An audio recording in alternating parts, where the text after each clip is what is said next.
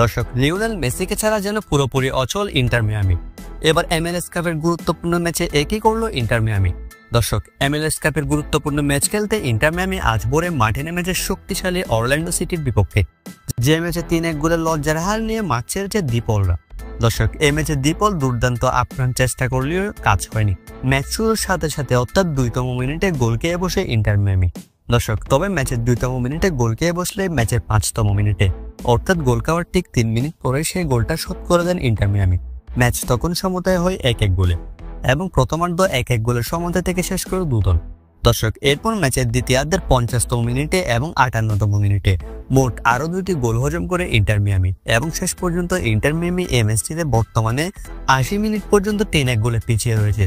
দর্শক, এই ম্যাচের শেষের দিকে উল্লেখযোগ্য কয়েকটা আক্রমণ করে মিয়ামি। রদ্রিগো দি পলও করেছেন দুর্দান্ত পারফরমেন্স, তবে তার একটার পারফরমেন্স ইন্টার মিয়ামিকে জয় এনে দেওয়া সম্ভব হয়নি।